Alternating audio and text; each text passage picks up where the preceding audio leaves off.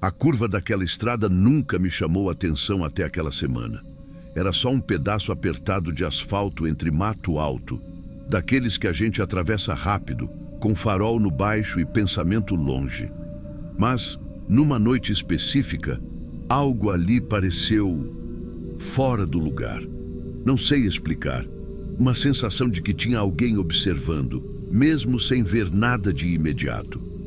Quando o farol varreu a lateral direita, notei a figura. Um homem parado, completamente imóvel, virado para o mato como se estivesse esperando alguém sair dali. Roupa escura, postura rígida, cabeça um pouco inclinada para o mesmo lado. Não olhou para mim, não se mexeu. Só ficou ali, como se fizesse parte da paisagem.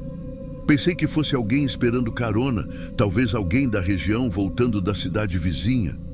Estranho, mas possível. No dia seguinte, quase no mesmo horário, fiz o mesmo trecho. Confesso que nem lembrei da cena da noite anterior, até ver de novo o homem parado exatamente no mesmo ponto. Mesma distância da cerca, mesma postura do corpo. A cabeça, inclinada do mesmo jeito, parecia um detalhe calculado. Passei devagar sem perceber que estava diminuindo a velocidade. Só quando o rádio chiou dentro da cabine é que acordei daquilo e acelerei de novo. Dessa vez, já não achei tão normal. A estrada rural por onde eu transportava as encomendas dos correios era tranquila, mas não era comum alguém ficar parado ali 2 noites seguidas. Ainda mais sem lanterna, sem mochila, sem qualquer movimento mínimo de quem está vivo naquele frio. Na terceira noite, antes mesmo de sair da base, uma coisa ficou me incomodando. Não sei se era coincidência, paranoia ou só mau pressentimento, mas minha cabeça insistia que eu ia ver aquele homem de novo. E quando a gente trabalha sozinho, dirigindo por trechos vazios, qualquer detalhe vira companhia indesejada. Cheguei perto da curva com um aperto no peito. O farol começou a iluminar aquele mesmo pedaço de mato. E lá estava ele. O corpo inteiro imóvel, exatamente do mesmo jeito que estava nas últimas 2 noites. Parecia uma fotografia, as mãos retas ao lado do corpo, sem tensão, sem frio, sem vida. O rosto não dava para ver direito, mas pela posição parecia olhar para o horizonte como se esperasse algo sair do breu. Passei sem respirar, e foi aí que tudo começou a desandar dentro da minha cabeça. Naquela semana, uma notícia tinha se espalhado pela região. Uma fazenda próxima tinha pegado fogo. Comentavam que era incêndio criminoso. Outras pessoas diziam que tinha um grupo fazendo rituais na área rural, desses que surgem como lenda e alimentam o medo dos moradores. Nunca dei importância para essas conversas, mas naquela noite tudo se encaixou de uma forma que eu preferia que não tivesse. Enquanto eu ainda passava pelo ponto, olhei pelo retrovisor.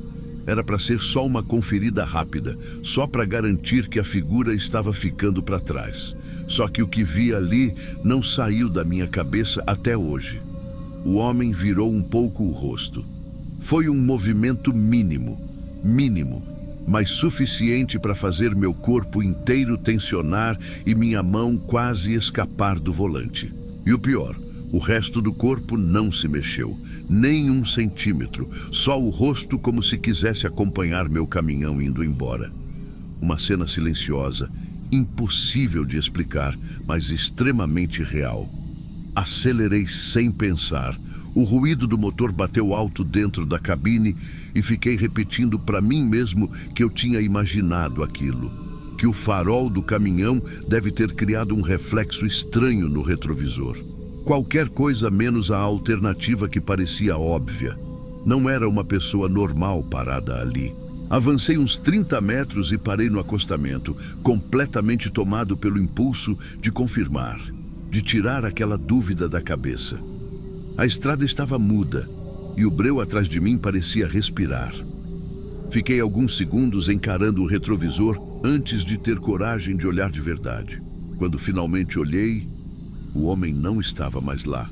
Não tinha som de passos, não tinha mato balançando, não tinha movimento lateral, nada. como se ele nunca tivesse existido. Mas eu sabia o que tinha visto. Sabia que o rosto tinha virado, que aquela figura estava ali 3 noites seguidas, exatamente igual, como se fosse um marco vivo na estrada, um aviso silencioso. Voltei para a cabine quase trêmulo. Dirigi até o fim da rota com o retrovisor apontado para baixo, porque eu não queria ver mais nada. Qualquer sombra naquela noite seria suficiente para me fazer perder o controle do volante. Durante os dias seguintes, tentei seguir a vida normalmente, mas a curva virou um obstáculo psicológico. Passei por ali de dia, de tarde e de noite, tentando entender. Nunca mais vi o homem. Só o mato alto, o cheiro de terra úmida e aquele silêncio que parecia esconder alguma coisa. Foi só uma semana depois que a verdade me alcançou. A polícia apareceu na agência dos Correios, onde eu fazia a retirada da carga rural. Diziam estar investigando o incêndio criminoso e pediam informações sobre movimentos suspeitos na estrada. Não comentei nada do que vi, pelo menos não naquele momento. Só acompanhei a conversa enquanto tentava disfarçar o arrepio que subia pelo pescoço. Horas depois, a notícia correu. Encontraram coisas estranhas na mata ao lado da curva.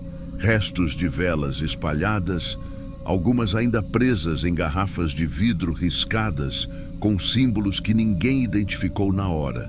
Marcas de pneus de moto, manchas de óleo queimado, um tronco grosso com cordas amarradas, como se alguém tivesse sido mantido ali por um tempo. Aquela descrição me atingiu com força. Senti o estômago travar. Depois de muita insistência, decidi abrir o jogo com um dos policiais. Contei das 3 noites, da postura imóvel, da cabeça inclinada, de como era impossível alguém ficar daquele jeito por tanto tempo. Ele ouviu tudo em silêncio, como quem já suspeitava de algo parecido. Foi aí que ouvi a parte mais sinistra de toda a história. Aquele homem provavelmente fazia parte de um grupo que estava intimidando testemunhas e afastando ciclistas, produtores rurais e caminhoneiros enquanto extraíam madeira ilegal na região. Usavam vigias humanos, sim, pessoas, treinados para ficar completamente imóveis no breu da estrada, fingindo ser figuras da lenda local. Não respondiam a provocações, não andavam na frente do veículo, não se mexiam, só observavam. E se alguém diminuísse demais a velocidade, abordavam. O incêndio, segundo os investigadores, não foi ritual. Foi para apagar rastros. O grupo estava se preparando para mudar de área e precisava sumir com sinais de atividade. A parte que mais me abalou foi quando o policial disse que esses vigias sempre estavam armados. Sempre. Que não podiam reagir quando um carro passava rápido, mas que qualquer pessoa que parasse tinha risco de não sair dali. Por 3 noites seguidas, passei a menos de 2 metros de um desses homens. No escuro, com o barulho do motor abafando qualquer pista, achando que era só alguém perdido na beira da estrada, quando na verdade eu estava lado a lado com um criminoso treinado para não demonstrar vida. O pior pensamento veio depois, quando parei para refletir no que realmente tinha acontecido. Bastava eu ter reduzido um pouco mais na 3ª noite. Bastava ter descido para conferir. Bastava ter deixado a curiosidade me dominar por um segundo. Não sei se teria voltado para casa. Hoje, toda vez que dirijo naquela mesma rota, mantenho o farol alto bem antes da curva. Não olho mais para o retrovisor naquele trecho. E nunca mais duvido de sensação nenhuma que aparece do nada enquanto estou sozinho na estrada. Às vezes, o perigo não corre atrás de você. Só precisa ficar parado, imóvel, esperando que você faça a besteira de encostar perto demais. E naquela semana, eu cheguei assustadoramente perto. Mas se você já sentiu algo estranho numa estrada vazia assim, comenta aí para eu saber que não sou o único. Essas coisas deixam a gente pensando por muito tempo.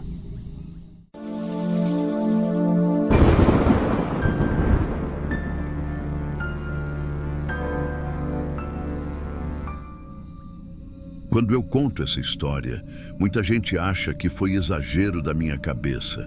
Mas quem dirige longas distâncias sabe reconhecer quando algo está simplesmente fora do lugar. E naquela noite, tudo parecia deslocado, como se eu tivesse entrado num caminho que não era para mim. Tinha acabado de passar por um trecho sem iluminação, daqueles em que você só enxerga o que os faróis alcançam. A chuva fina deixava a pista brilhando, e o som dos pneus na água formava um fundo constante, meio hipnótico. Foi quando vi o vulto no acostamento. Um homem acenando com o braço, mancando, sujo de barro, segurando o lado do tórax como se doesse. Pisei no freio sem muita convicção. Não gosto de parar em beira de estrada, mas algo na postura dele, não sei. Parecia machucado de verdade. Ele se aproximou devagar. Disse que era caminhoneiro que tinha sido assaltado por 2 homens e deixado ali, sem celular, sem nada. Falava rápido, ofegante, como se ainda estivesse assustado. Mesmo assim, tinha algo que não batia. A história parecia decorada, seca, sem detalhes. Mas a camisa rasgada e o corte no braço eram reais demais para ignorar. Abri a porta. Ele entrou no banco do passageiro e agradeceu como se tivesse me conhecido há anos. O cheiro de diesel impregnado na roupa era forte. A mão dele tremia um pouco. Fui dirigindo devagar, perguntando onde queria descer. Ele disse que conhecia um restaurante de beira de estrada, que sempre ficava aberto. Mas quando chegamos, o lugar estava escuro, fechado, sem nenhum carro por perto. Estranho, ele comentou, só encarando a fachada como se estivesse calculando alguma coisa. Eu queria sugerir outro ponto, mas antes que pudesse falar, ele abriu a porta, desceu e agradeceu de novo, com aquele sorriso curto e frio. Fechei o vidro e segui viagem, aliviado de verdade. Aquilo tinha sido estranho demais.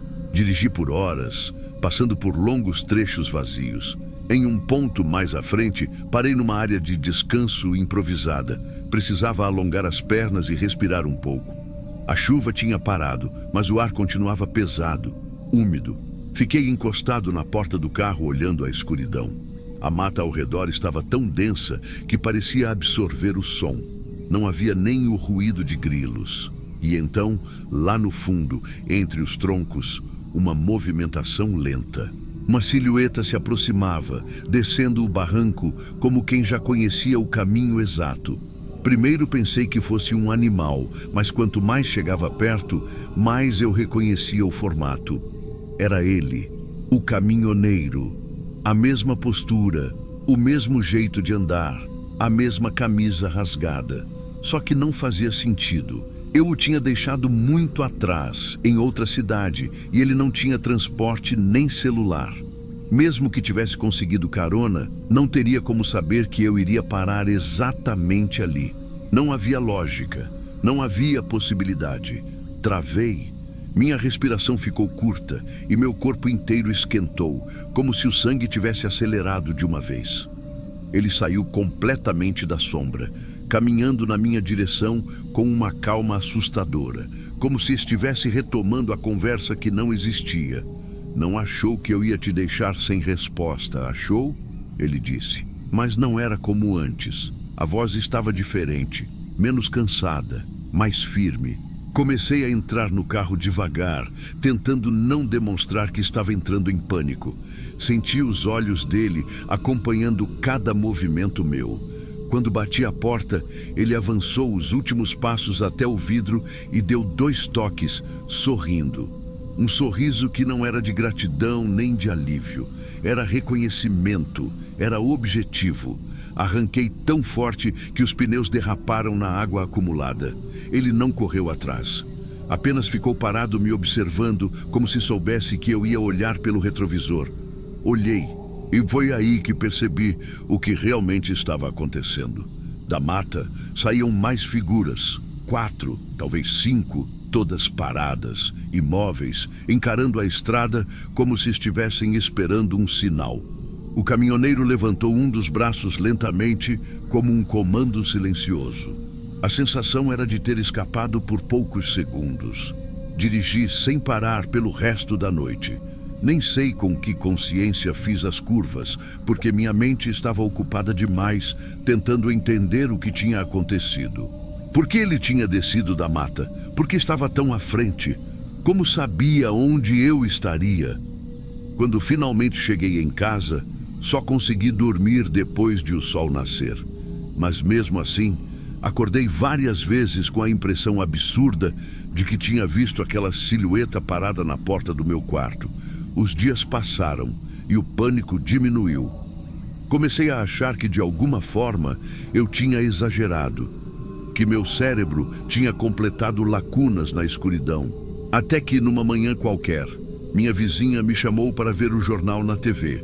A reportagem falava sobre um grupo que estava agindo em estradas da região, abordando motoristas com histórias falsas e usando vítimas para atrair novas. Funcionavam sempre em áreas de mata densa, onde o carro podia ser cercado rapidamente. Era uma quadrilha grande, organizada, perigosa. E então apareceu o retrato falado do homem que liderava as emboscadas. Eu não precisei ouvir nada além da descrição. Era a mesma face suja de barro que bateu no meu vidro naquela noite. O mesmo sorriso curto, o mesmo olhar vazio. Até hoje, quando passo por estrada deserta, verifico todo o acostamento. Não confio em movimentos lentos na sombra. E se vejo alguém acenando no escuro, não importa o quão desesperado pareça, sigo adiante, porque fui salvo por poucos segundos. E ninguém sobrevive a 2 chances com o mesmo homem.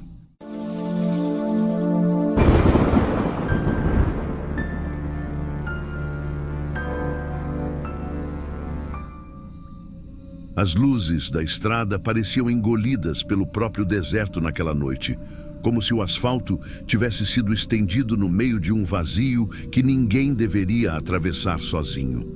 Era o tipo de trecho onde até o rádio perde o sinal, onde o vento passa assobiando por cima do capô, e a sensação é de que qualquer coisa pode surgir da escuridão. Foi quando avistei o vermelho, um ponto brilhante no horizonte, parado exatamente sobre a linha amarela que divide a pista. Não era comum alguém estacionar ali, ainda mais com as portas abertas. Dava para ver isso mesmo a alguns metros de distância, porque o pisca-alerta piscava fraco, como se a bateria estivesse morrendo. Meu instinto mandou reduzir, depois mandou acelerar e depois mandou reduzir de novo. No fim, fiquei preso entre a prudência e a curiosidade, tentando entender o que estava vendo. Quando cheguei mais perto, notei detalhes que me fizeram gelar. O porta-malas estava semi-aberto, levantado só o suficiente para aparecer o desenho escuro de alguns sacos pretos lá dentro. Uma corda grossa passava por baixo da tampa, como se alguém estivesse segurando aquilo fechado de propósito, nenhuma alma viva ao redor. A imagem era tão errada que meu corpo inteiro se enrijeceu. Não parecia acidente, não parecia pane. Parecia preparação. Nunca pensei que medo pudesse deixar o ar tão pesado. Fui encostando no acostamento, sem apagar os faróis. Não tinha intenção de sair do carro, só de olhar mais um segundo, confirmar se tinha alguém ferido, se eu precisava chamar ajuda. Qualquer coisa que justificasse aquele cenário. Mas não havia nada. Nada além do silêncio e daquele vermelho parado no meio do mundo. Comecei a engatar a marcha para ir embora quando ouvi o estalo. Um passo seco, forte, atrás de mim. Olhei pelo retrovisor e vi apenas um vulto entre a escuridão e a faixa iluminada por meus faróis. Depois, o vulto ganhou forma. A forma de um homem segurando uma espingarda antiga, dessas de cano comprido, que brilham mesmo sob pouca luz. Ele levantou a arma sem pressa, precisão absoluta, apontada direto para mim. Meu corpo reagiu antes da minha cabeça. Pisei fundo. O carro deu um tranco para frente que quase me jogou no volante. Só escutei o som seco de algo batendo no asfalto atrás de mim. Não sei se foi a bota dele, a coronha da espingarda, ou se realmente houve um disparo. Só sei que a estrada sumiu num borrão quando acelerei. Mas o deserto não deixa ninguém ir embora tão fácil. A primeira coisa que vi no retrovisor foi o farol. Um único farol, alto demais para ser de carro pequeno.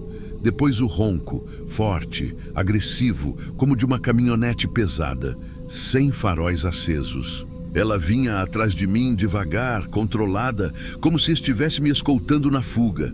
E então acelerou. O impacto visual daquelas sombras se aproximando fez meus dedos travarem no volante. Minha cabeça gritava que eu ia morrer ali, numa estrada que nem no mapa parecia existir. A caminhonete colou tão perto que eu podia imaginar a mão dele segurando a espingarda de novo, pronta para apontar pela janela. Tentei manter o carro estável, porque a estrada era estreita e bastava um toque mais forte para eu ir direto para a ribanceira. Em determinado momento, a caminhonete veio para a lateral, tentando me empurrar. A lataria dela reluzia um pouco sob a lua, velha, sem placa visível. Quase perdi o controle, quase saí da pista, mas consegui recuar para o centro e manter a velocidade. O deserto inteiro parecia conspirar para me apagar naquele momento. O vento batia forte, o carro tremia, a estrada nunca acabava. Não sei por quanto tempo fomos assim. Pode ter sido alguns minutos, pode ter sido mais. O desespero distorce tudo. E então, sem aviso, a caminhonete sumiu. Não reduziu, não virou, não ficou para trás. Simplesmente desapareceu no escuro, como se nunca tivesse existido. Continuei dirigindo até ver o primeiro posto policial, iluminado por 2 postes cansados. Estacionei tão rápido que quase subi na calçada. O policial que saiu do prédio parecia mais sonolento do que preocupado. Expliquei o que tinha acontecido com a voz trêmula e a respiração curta. A história parecia absurda até para mim, mas ainda sentia o cheiro da poeira, a vibração da perseguição no corpo, a presença daquele homem com a espingarda queimando na memória. Depois de muita papelada, eles decidiram ir até o trecho indicado. Acompanhei no banco de trás da viatura, tentando não pensar no que encontraríamos, ou no que ainda poderia estar esperando, mas quando chegamos lá, não havia nada. Nenhum carro vermelho, nenhum saco preto, nada no asfalto, nem uma marca de pneu. O deserto parecia recém-varrido. O policial anotou alguma coisa no bloco, suspirou fundo e perguntou com um tom burocrático: "Mas por qual motivo você parou se não tinha nada na pista?" Essa pergunta ficou martelando na minha cabeça. Porque eu tinha visto. Tinha estado a poucos metros. Tinha visto portas abertas, tinha visto o porta-malas, tinha visto a corda segurando a tampa. Mas, diante dos faróis da viatura, o asfalto estava limpo, sem qualquer sinal de que algo havia acontecido ali minutos antes. É estranho perceber que, naquela hora, o deserto parecia decidido a apagar tudo, tirar qualquer testemunha, qualquer rastro, qualquer explicação. Só não conseguiu me apagar. E desde aquela noite, eu nunca mais desacelerei quando vejo qualquer luz parada no meio da estrada, mesmo que seja um simples pisca-alerta fraco, principalmente se for vermelho.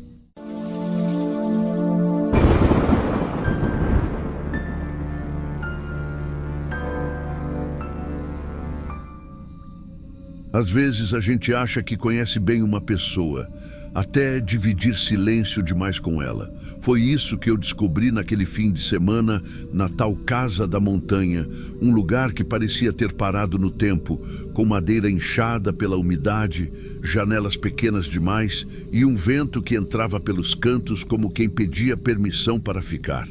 A ideia era simples: 2 amigos, um descanso da rotina, um digital detox longe de tudo. Parecia perfeito. E por algumas horas, até foi. A primeira noite parecia normal. Conversa solta, café quente, o tipo de sossego que nunca existe na cidade. Só que, quando acordei no meio do breu, algo no ar estava deslocado. Não era barulho, não era vento, era a sensação súbita de que alguém tinha mudado. O meu amigo estava sentado na cama, muito ereto, olhando para cima. Não piscava. Não reagiu quando falei com ele. Apenas virou o rosto devagar, como se o pescoço estivesse pesado, e murmurou algo tão baixo que eu não entendi. Quando finalmente se levantou, caminhou até o banheiro sem olhar para mim nenhuma vez. No dia seguinte, ele estava diferente, quieto demais, fechado. Não me encarava quando eu perguntava se estava tudo bem. Parecia acompanhar movimentos no teto, como se alguém caminhasse lá em cima, mas os passos, caso fossem passos, não tinham peso. Eram mais longos, arrastados, como tecido sendo puxado no escuro. Aquilo me deixou inquieto, mas tentei fingir que não tinha percebido. À noite, a casa parecia maior. O vento batia de um jeito estranho, fazendo as portas respirarem. E foi nesse silêncio torto que ouvi pela primeira vez um arrastar lento vindo do sótão. Parecia roupa pesada sendo puxada por alguém que não queria fazer barulho. Fiquei imóvel, atento, esperando que fosse só um animal, mas o ritmo era humano, discreto, como se escondesse.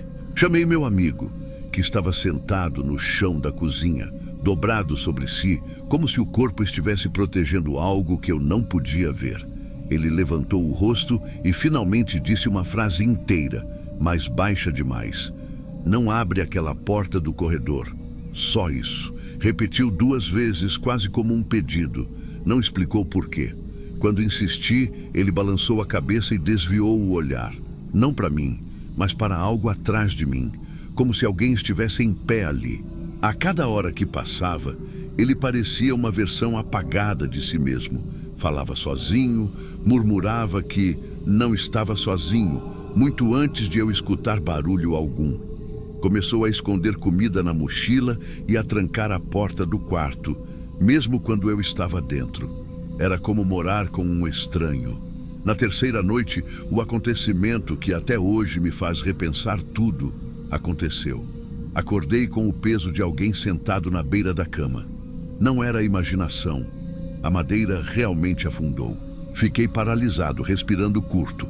A janela deixava entrar um fio de luz pálida e, pelo reflexo no vidro, vi claramente o contorno de uma pessoa magra, muito magra, com ombros desproporcionalmente altos, como se estivessem colados às orelhas.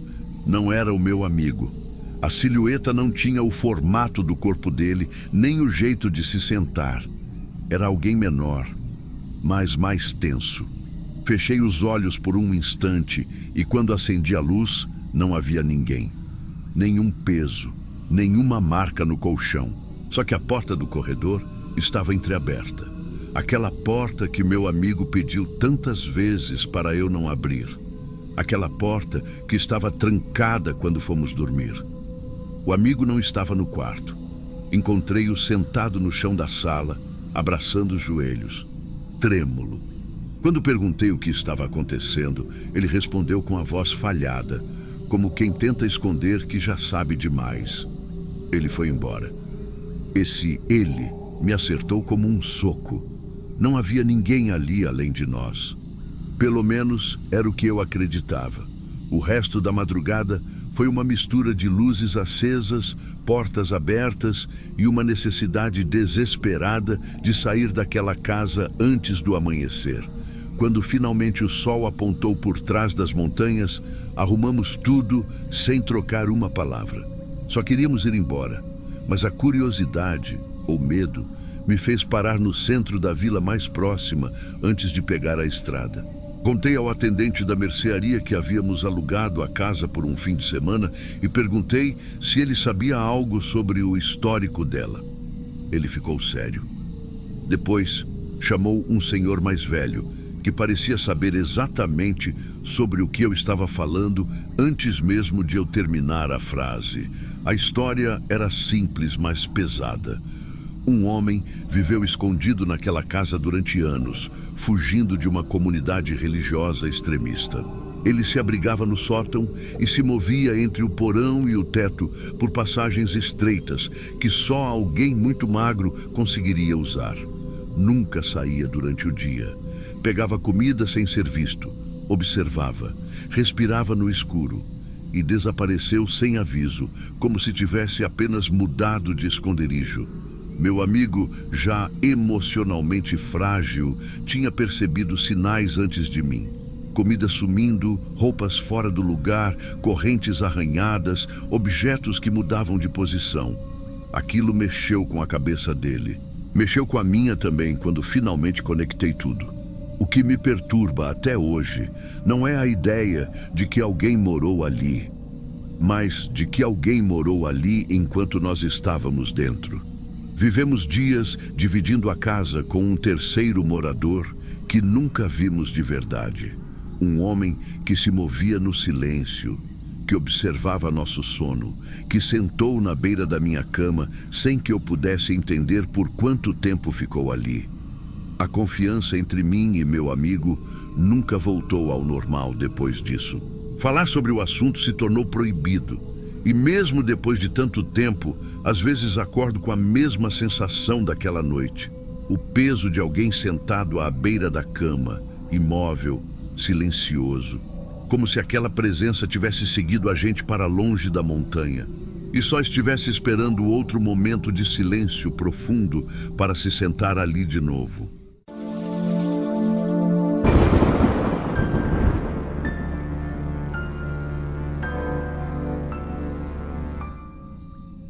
A lembrança mais antiga que tenho não é de um aniversário, nem de uma brincadeira, nem de um brinquedo favorito.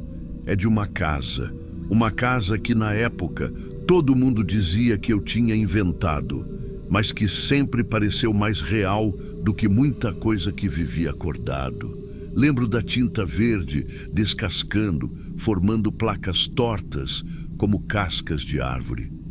Lembro do cheiro úmido que parecia subir pelas paredes. Lembro da escada que rangia do primeiro ao último degrau, cada um com um som diferente, como se a madeira tivesse uma voz própria. E lembro da janela quebrada no segundo andar. E da sensação nítida de que alguém ficava parado ali dentro, quieto, olhando.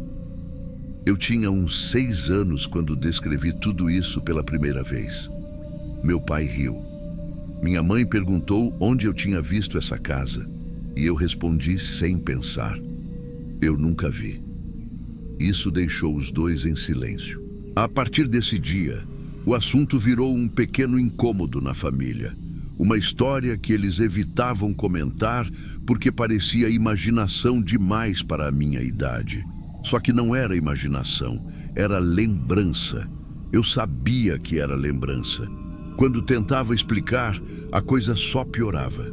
Eu falava que lembrava da textura das paredes, da luz fraca que entrava pela janela quebrada, da sensação de que se subisse a escada, encontraria alguém no último cômodo, no canto mais escuro. Falava dessas coisas com uma certeza que nenhuma criança deveria ter, sobre algo que nunca viu na vida. Com o tempo, parei de contar. Fui crescendo e entendendo que algumas memórias são melhores quando ficam guardadas. Achava que tinha superado aquilo, até que a vida me pregou a maior peça possível. Na adolescência, eu e 2 amigos resolvemos explorar uma trilha nova numa área de mata próxima da cidade. Era um lugar conhecido, mas a trilha em si era menos usada, com uns trechos meio fechados. A ideia era só caminhar, conversar e ver se achávamos algum ponto bom para tirar foto. Depois de mais ou menos 1 hora andando, o ar mudou. É difícil explicar, mas parecia mais denso, como se estivéssemos entrando num lugar esquecido. A luz também mudou. Ficou mais opaca, mesmo sem nenhuma nuvem no céu. Continuei andando, mas o peito ficou apertado com aquela sensação velha.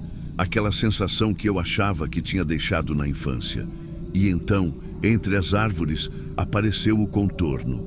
Uma casa, velha, de tinta verde descascando. Por um instante faltou ar.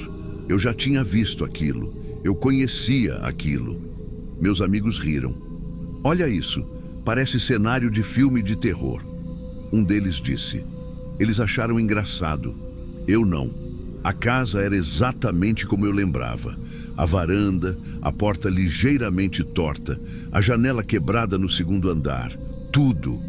Cada detalhe. Não tinha como ser coincidência. Fiquei parado, sentindo as mãos suarem.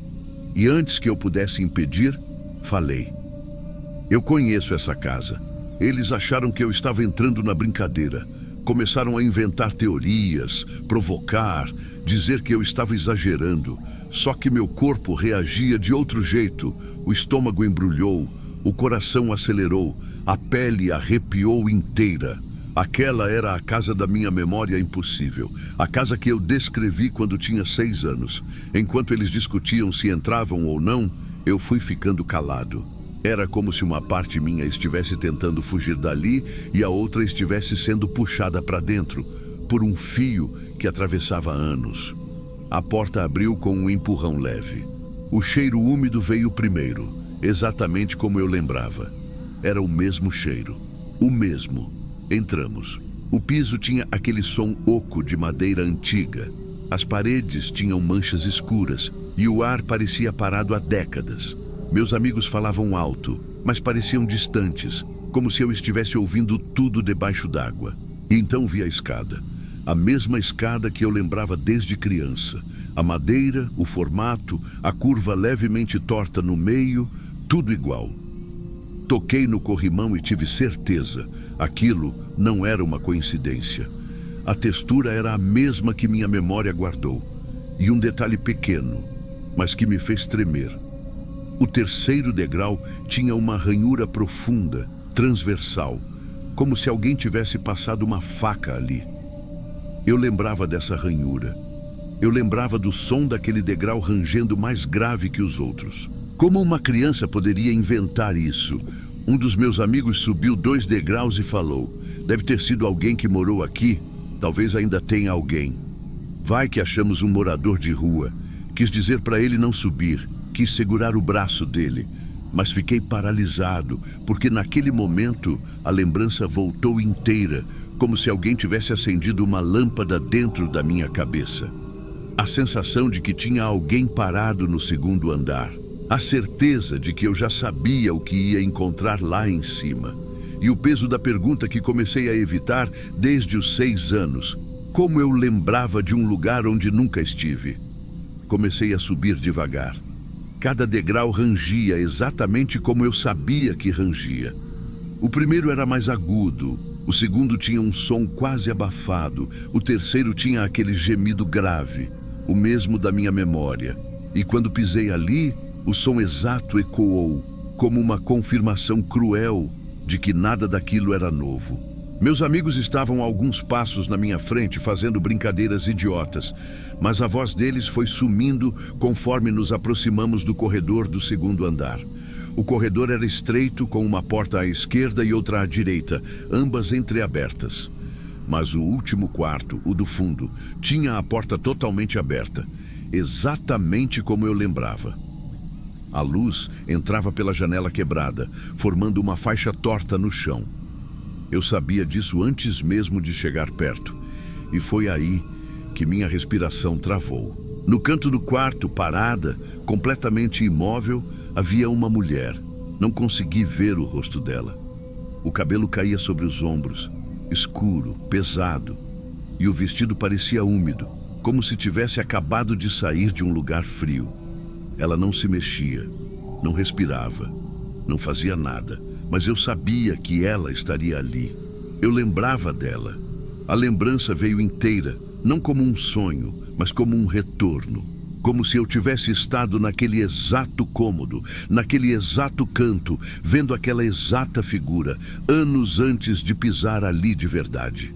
Meu corpo gelou, os braços travaram, e o mais assustador, não senti o medo de quem vê algo desconhecido. Senti o medo de reencontrar algo familiar. Meus amigos congelaram ao me ver assim. Um deles fez menção de falar algo, mas não deu tempo. A mulher virou o rosto devagar, como se estivesse esperando só que eu chegasse até ali para completar a cena. E naquele movimento, algo quebrou dentro de mim. Não era um espírito nem uma assombração cinematográfica. Era uma presença real, física, antiga, e meus olhos, como se não fossem meus, reconheceram aquele gesto, aquele silêncio, aquela expectativa. Eu já tinha vivido aquilo. Em algum lugar da minha mente, aquela cena não era nova, era um retorno. Saí correndo antes que meu corpo desabasse. Meus amigos vieram atrás, mas nem lembro do caminho de volta até a trilha. Só lembro do som da escada rangendo quando descemos. O som que eu sempre soube que ela fazia. Até hoje, ninguém fala sobre a mulher no quarto. Eles juram que não viram nada. Juram que o medo deles foi de me ver pálido, travado, respirando como se tivesse engolido gelo. Só que quando tento explicar o que senti, não encontro palavras. Não era terror do desconhecido, era o terror do conhecido. Era a certeza absurda de que minha mente sabia daquele lugar antes do meu corpo chegar lá. E que aquela mulher parada no canto estava esperando. Não que eu a encontrasse pela primeira vez, mas que eu voltasse.